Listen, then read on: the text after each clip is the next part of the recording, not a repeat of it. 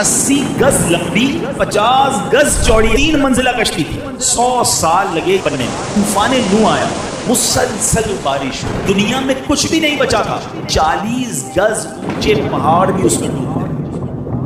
اللہ کی طرف سے حکم دیا گیا کہ اے نوح اب کشتی تیار کریں. کمال یہ تھا کہ حضرت نوح علیہ السلام اس ملک میں تھے کہ جہاں لینڈ لاک کنٹری تھی, کوئی سمندر ہی نہیں تھا, اور آپ کشتی بنا رہے ہیں.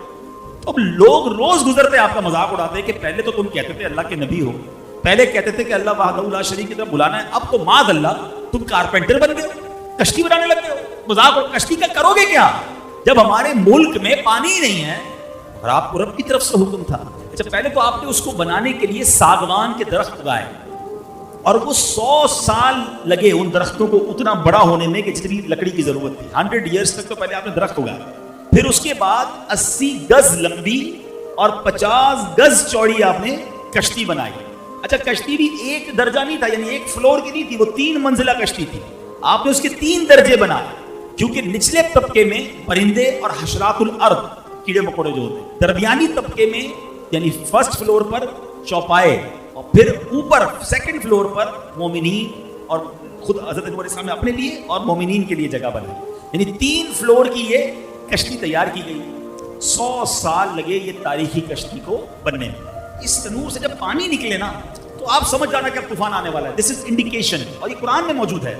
قرآن کہتا ہے یہاں تک کہ جب ہمارا حکم آیا اور تنور ابلا تو ہم نے فرمایا کشتی میں سوار کر لے ہر جنس میں سے ایک جوڑا, نر اور مادہ, اور جن پر بات پڑ چکی ہے ان کے سوا اپنے گھر والوں اور باقی مسلمانوں کو, اور اس کے ساتھ مسلمان نہ تھے مگر تھوڑے. 40 دن تک مسلسل بارش, دن اور رات نان اسٹاپ, موسلا دھار, یعنی لفظ موسلا دھار بھی چھوڑا ہے, یعنی بارش بھی کتنی ہوئی کہ فرمایا کہ زمین جگہ جگہ سے پھٹ گئی اور زمین کے اندر سے بھی پانی کے چشمے پھوٹے. اور اللہ اکبر, اتنا پانی آیا کہ 40 گز اونچے پہاڑ بھی اس میں ڈوب گئے.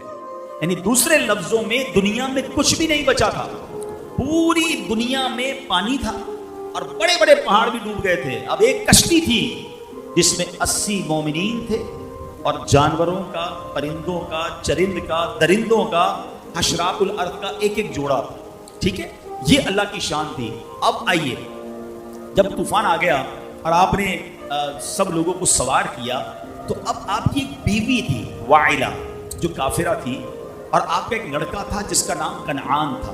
یہ دونوں کشتی میں سوار نہیں ہوئے اور یہ دونوں طوفان میں غرق ہو گئے. طوفان آ گیا, ساری دنیا غرق ہو گئی.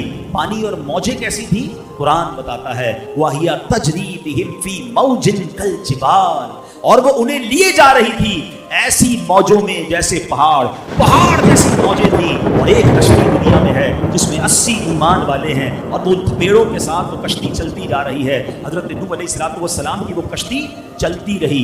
آپ کو پتہ ہے کتنے دن؟ 6 مہینے تک یہ کشتی اسی طرح پانی میں چلتی رہی.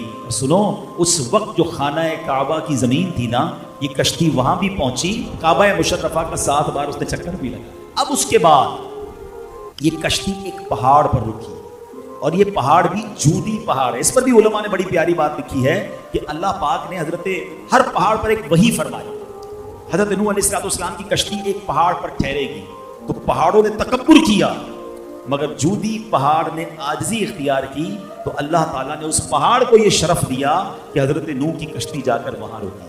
اب اللہ پاک کی طرف سے حکم دیا گیا زمین کو کہ اے زمین, جتنا پانی تجھ سے چشموں کی صورت میں نکلا ہے وہ سارا پانی تو پی لے, اور اے آسمان تو اپنی بارش بند کر دے. اب پانی گھٹنا شروع ہوا, طوفان ختم ہو گیا. اللہ کریم نے حضرت نوح علیہ السلام کو حکم دیا کہ اے نوح اب کشتی سے اتر آئیے. اب آپ اس پہاڑ پر باہر اترے اور آپ کی فرمایا کہ اللہ تعالیٰ کی طرف سے سلامتی اور برکتیں آپ پر بھی ہیں.